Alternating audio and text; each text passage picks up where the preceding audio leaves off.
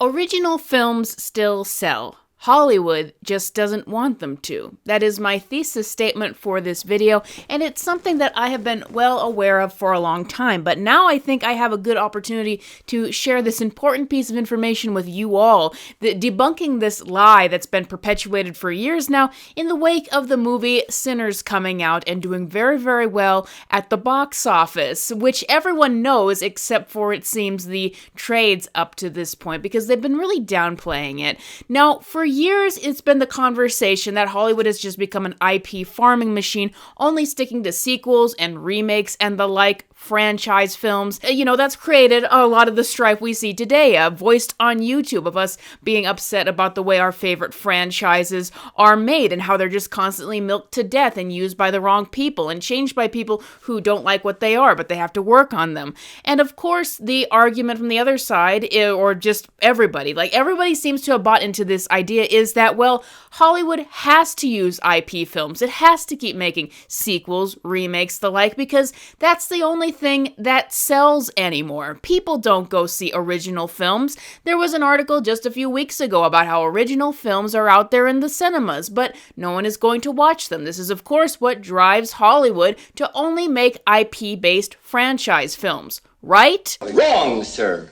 Wrong. This is, as I just said, a lie. The truth is that original films still do sell, and we see evidence of that. And the truth is that audiences are not the problem. Audiences are not the problem with Hollywood's current unsustainable business model. Hollywood is the problem. Hollywood is the cause of the unsustainable business model. Now, allow me to just get into the interesting thing that happened with this movie, Sinners. Now, this is not a review of the movie Sinners. I saw the trailer when I went and saw Gladiator 2, and I thought it looked great. I thought it looked amazing. As the movie was coming out and I was reading up about it, I decided, I'm sure that the film is an 11 out of 10 film, but I decided that the content just wasn't for me, so I decided I would skip out on it. I know I'm gonna get attacked for this. What's that? You want me to go walk the plank? Okay. Seriously, though, I know that people will hate on me for saying that I decided to skip out on the film, but for me, I have always made it as a part of my business on this channel to say, maybe that movie isn't for me, maybe it would be better if another person reviewed that movie. That is not me saying that I am anything other than completely certain that the movie is a masterpiece and that everyone is enjoying it, and that I am very, very happy, just overjoyed to see how well this movie is doing at the box office, and it wouldn't be a surprise to me, except for that little bit of doubt in my mind, staving off what I already know to be true and believing the lie that original movies would not sell. But that's the interesting thing about Sinners, is because while it's got an A cinema score and it just blew past expectations at the box office, you wouldn't know it from the way that the trades have been covering it. And I saw this interestingly leading all the way up to its release. Of course, there was that infamous Variety article that even as the movie was overperforming, it was emphasizing that, I don't know if it's going to make its budget back on a 61 million worldwide opening, but a $90 million budget. Of course it will make its budget back. That's still a great opening for this movie. It's still going to have great word of mouth with an A cinema score. Do you know how hard that is to get for an original horror film? It's going to have great word of mouth. It's going to recoup its budget, not only in the theaters, but selling on streaming and rentals and all of that. This is no two ways about it. An amazing opening, but once again, this is what I was seeing from the trades all throughout this movie's release. I first heard the rumor that it might be getting 41,000 on its opening weekend, and I went, 41,000? That is incredible for an R-rated original film. I remember for January, February, March, when they were wringing their hands because movies at some points weren't even breaking the $10 million mark. Just nothing was selling. They were hoping that maybe Snow White would do 40 to 50 million just to save them out of the funk. Now, let me just clarify something for you all here. When we talk about this is important to remember the success or the failure of a movie, how well that box office is, and if that's a success or not, that is always relative to what the movie is. So if I say that $75 million opening is a bad opening for Thunderbolts, that's because it just shows the decline of the MCU, because MCU films used to get a whole lot more than that. But $41 million opening and what turned out to be an international $61 million opening for an original R-rated horror film. That is insane in this market. That like I said, we were not getting any original films to do this well at the box office for a really long time. If a big franchise film opens at only $61 million, that is a disaster. But for an original film, that is incredible. This is the biggest opening for an original film since Us back in 2019. And it's going to continue to get more money as word of mouth spreads. But once again, when I was watching the lead up of this film,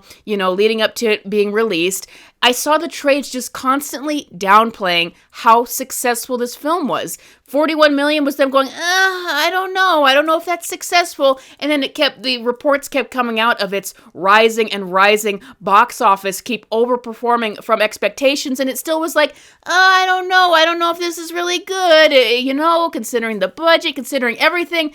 And I'm like, you guys were complaining that you were pointing out that movies were barely even breaking the $10 million mark, and you were begging for Snow White to come save theaters. Like, what are you talking about? This should be a celebrated success. And everybody was especially bashing the Variety article that made it sound like the movie was going to struggle to make its money back when it won't, not celebrating the obvious success that this movie is. And that really went viral, and people calling Variety out for that. Now, contrast their behavior with this film to how they acted with Captain America: Brave New World. Now, obviously, we're talking about two entirely different films with two entirely different expectations for box office. Obviously, Captain America: Brave New World still got 90 million domestically, while this one got in I think it was 47 million. But the thing is, the reason is it's entirely different films. A Marvel movie getting only 90 million domestically in its opening weekend after what they were making for years, that is poor. And it was going to be even worse knowing that this film was going to turn out badly, as we had known and confirmed, and that Marvel movies tend to be very front-loaded. It was not going to make a lot over time, unlike a movie like Sinners. But what happened with the trades with Captain America: Brave New World is look at how they defended the film up to its release. Their spin on it was that, this movie getting 90 million domestically, that's incredible. This is insane. They were really propping up the box office and playing defense when it came to Captain America: Brave New World, as opposed to an original film that was getting insane praise like Sinners, which they have really severely been trying to downplay all the way up into its release and act like these numbers that they had been begging for weeks ago were not actually that great. And why is that? Is there an agenda to try to prove that this original film isn't doing as well as you thought? Are they trying to downplay how good the film is and how many people who like this kind of movie love it? Yes, they are. Yes, they are. And this is what is getting us to the truth behind Hollywood that I was talking about in the beginning, that they actually, for all of the lies of that audiences just don't want to go see original movies, they are just that, lies. They don't want it to go back to original movies being what drives the box office. And let me tell you why. First of all, yes, there is a concerted effort to downplay this movie's success, and there is evidence that it is coming from Hollywood studio execs. Vulture did an expose on this and saying that this movie, Sinners, by Ryan Coogler, is scaring Hollywood executives. Why is it doing that? Well, the explanation from this article is because of the deal that Ryan Coogler made with this film. Ryan Coogler struck an unusual deal with the studios that he would be given much more control over the distribution rights of this film, much more control over the final product of this film. And to just simplify it for you guys, basically what it means is that Ryan Coogler has more ownership of his film, in the way that he also has ownership in how it's used after it's released, how it's used on streaming, if it gets sequels or not. That's what it means when you have a lot of control over the distribution rights. You get to control whether it or not gets sequels, if it's going to be used more on streaming, where it goes after this. Ryan Coogler has retained a lot of the rights to his film, which is unusual. Why is this a threat to studios? Because their system is they get a film, they retain ownership of it, and then they can milk it to death with as many sequels and streaming series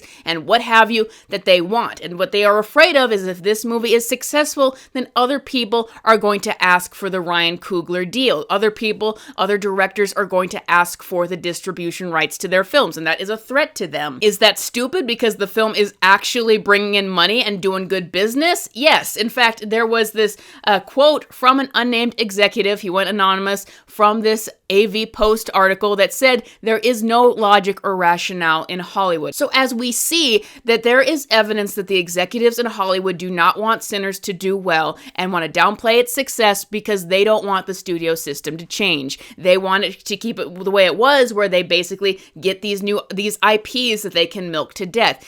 And guys, that is the system that Hollywood wants, and that is what they want it to stay that way. Because in addition to Sinners, there has been other original films that have been successful over the years. I'll give another example. Anyone But You, Sydney Sweeney starred and produced in this movie. Now, it was made on a $20 million budget, and it made $220 million at the box office. And it is estimated that it made a profit of $100 million. That is crazy. Do you guys realize that is actually more profitable than a lot of these blockbusters we see, so-called, because a lot of these blockbusters cost about as much as they make, so they don't even make a profit. And when Anyone But You came out, I thought for sure this is going to really change the way that studios are doing things. After saying for years that people don't like rom-coms anymore, they don't sell, surely a rom-com being that profitable means there's going to be a lot more rom-coms, right? Wrong. Studios did not react to that movie at all. They haven't done any more big rom-coms since that movie, even though that made a big profit. And in fact, they were also trying to downplay the success of Anyone But You when it came out. Why? Because Anyone But You was a film that made its money back over time. It didn't have a huge opening weekend. It just stayed in theaters for a long time because it had a steady flow of cash. And guys, not everything is going to be like a Marvel movie. Nobody wants to go see a rom-com and have to pack into theaters to see it opening weekend. But it was the kind of thing that audiences seemed to like, and they gravitated towards it and got its money. It's a $100 million profit over time. But trades were really downplaying the success of this movie when it came out as well, because it didn't make all of its money in the first weekend. So you might be asking at this point, why? Why is a film like Sinners or Anyone But You, these original films that come out and aren't a part of the big content mill IP train, why do they downplay their success? Even as they're saying that no one wants to go see original films anymore, that's why we have to make these IP films, you see them downplaying the original films that do get successful. So, while propping up the IP films, even if they're not doing as well as they should be. Why is that? Ladies and gentlemen, it was never audiences that abandoned original films. It was Hollywood. I have known this for a long time. I have heard interviews from people behind the scenes that have talked about it. Hollywood used to have a system and how it would do things for years. There were always three kinds of movies. There were obviously the big budget blockbusters. There were the smaller, more niche films that weren't honestly going to get much. But then there were the mid-budget films. And these were the films that were the bread and butter of Hollywood, that while they wouldn't be big blowout billion-dollar successes, they would have modest budget with modest returns. And that's how Hollywood survived. That's how we got so many original films during that time. And that was a healthy market. What happened is Hollywood changed. Hollywood decided what it wanted to make is that it only ever wanted those billion-dollar successes, the big films. And obviously, the films that brought in those big billion-dollar bucks were the IP films, the pre-established fan bases that were the easiest to market it, with those fan bases that would eat everything up and that they could just put out and get that big of profit. Hollywood, and we've heard interviews from people who worked in Hollywood about this, pushed away the distributors that used to put out mid-budget films. They pushed them away so that the only two kinds of films that get released anymore are the massive blockbuster IPs and the more niche films. And that's what I gotta tell you guys here. Like, oftentimes people will go to, well, there are original films being released all the time. I'm like, yeah, but do they have commercial appeal? That's an important thing. They might even be good, but do they have commercial appeal? The mid-budget films of the past had commercial appeal, and that's why they did really well. But these days, a lot of original films, they aren't well marketed. They might not have a wide audience in store for them, even if they are good. And I just gotta say, even a lot of the films that people consider good now still aren't of the same quality that the good films of the past used to be. And I will die on that hill. I do think that a lot of people in Hollywood have lost the craft of filmmaking, but most importantly, they have pushed out a lot of creatives that used to make these films that would have mass commercial appeal. So basically, the bread and butter of Hollywood now is these IP farming films like, dare I say it, Minecraft, that are not made with the creators or creatives at the forefront. They're made by committee, and their content content. Like, that is the difference. Like, Oppenheimer, that is cinema. There's a lot of movies out there that are cinema and that they do have a lot of commercial appeal. They're the kinds of things that you want to go to a theater to be able to experience. Top Gun Maverick is another example of those kinds of films. That's a real experience. Content films are there to just be made by committee, stamped on all the check boxes, very safe, put out there, and hopefully that the IP will carry it to $1 billion. That is the kind of system that Hollywood has been running on, and that is where it wants to stay. Why? Well, for a simple reason. Hollywood, instead of spending $10 million to get an $100 million profit, they would rather spend $1 billion to get $1 billion, which honestly, obviously, not profitable, but that's the way that these Hollywood execs are. They don't care so much about profitability of films as they do of getting those big numbers. All they care about, and Avengers Doomsday coming up is a perfect example, how much exactly are they spending on this film? Well, it doesn't matter. What matters is if they can get those $1 billion, $2 billion bucks, even if they have to spend $1 billion or $2 billion to get there. All they care about is if they get those high numbers. And that's why they pushed away the mid-budget films that used to be where Hollywood was thriving and only stick to these big blockbusters. And that just goes back to the quote from that article of AV Post that there is no logic or rationale behind Hollywood. They do not run their business well. It is their fault, essentially. It's like this, not ours. The mid-budget film that used to actually have commercial appeal and got us all those original films, they have intentionally squished away. And we see that when some of these films still get a chance to get made, like Anyone But You or Sinners, various films like this, that they really try to downplay those successes because they don't want the industry to go back to that. They would rather have more Minecrafts and more live-action remakes and Marvel movies to do those $1 billion rather than the films that are actually profitable. So I hope that even as they're trying to downplay the success of Sinners, that this is a good platform to inform people that it was never the audience's fault. It was Hollywood that stopped making the mid-budget films that were appealing to the masses, that really brought people to theaters and were worth seeing in theaters. Hollywood is the one that decided that the only thing that they want to make are the $1 billion successes. And that is what has caused a lot of the IPs and the franchises that we love to go downhill because they're just milking those things to death. But that is not a sustainable industry because as we're seeing, eventually when you milk those franchises to death, they will run out and people won't be interested anymore. What happens if Superman isn't a success or Fantastic Four? IPs you've been trying to milk with Marvel and DC since forever. What are you going to fall back on when you can't fall back on Star Wars or any of these other things? You need to have original films out there because that's how these big franchises even get started in the first place. You need original things to be able to fall back on when your franchise plans don't pan out. And that is a healthy industry. But the problem is that Hollywood doesn't want to be run like a logical business that's actually profitable. These people do not use actual logic in how they are marketing and promoting these movies. They do not have a rational business model and it can't sustain itself. And that's bad news for them because that is what is really digging Hollywood into its grave and making it so less and less people feel obligated to go to the theater because there's less movies like Sinners that have some appeal to the mass market out there. And there's more just of these niche indie movies and big corporate produced blockbusters. So that's bad news for Hollywood executives. But the good news for us is